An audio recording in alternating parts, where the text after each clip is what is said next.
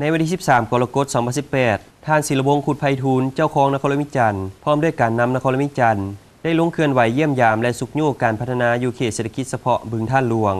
โดยการต้อนรับของท่านคำเลียนพลเสนารองรัฐมนตรีกระทรวงแผนการและการลงทุนผู้ชี้นำเรียกงานเศรษฐกิจพิเศษพร้อมด้วยคณะและผู้พัฒนาเขตเศรษฐกิจพิเศษบึงท่าหลวงในโอกาสนี้ท่านนางพันจิตดาเล็งสวัสดิ์ห้องหัวหน้าองค์การส่งเสริมและคุ้มครองเขตเศรษฐกิจพิเศษทั้งเป็นคณะสภาบริหารเขตเศรษฐกิจเฉพาะบึงท่าหลวงได้รายงานให้ทราบว่าเขตเศรษฐกิจเฉพาะบึงท่าหลวงได้ถูกสร้างตั้งขึ้นในท้ายปี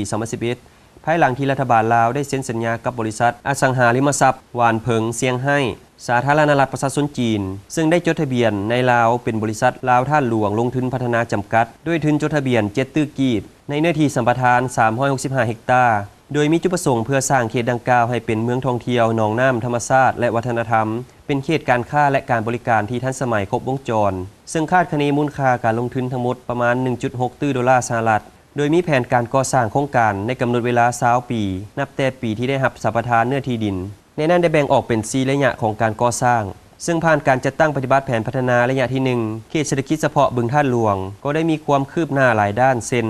การชดเชยเว้นคืนที่ดินและผลปลูกให้ประชาชนที่ถูกผลกระทบสำเร็จ 91 ส่วนห้อยสำหรับการขุดหนองน้ำใหญ่คลองระบายน้ำปรับหน้าดินและถมดินสร้างถนนเชื่อมต่อเข้าเขตและในเขตสร้างขัวข้ามคลองน้ำระบบน้ำประปาและไฟฟ้าเข้าโครงการก็สร้างตึกอาคารห้องการเขตห้องการตลาดสร้างซุปเปอร์มาร์เก็ตและสิ่งอำนวยความสะดวกต่างๆสำเร็จการก่อสร้างคอนโดมิเนียมทั้งหมด11 ตึกสูง17 ชั้นเปิดขายแล้วจำนวน4 ตึกปัจจุบันผู้พัฒนาได้เอาใจใส่ในการปรับปรุงแผนแม่บทการพัฒนาของตนให้สอดคล้องกับสภาพการพัฒนาเศรษฐกิจสังคมในระยะใหม่ของลาว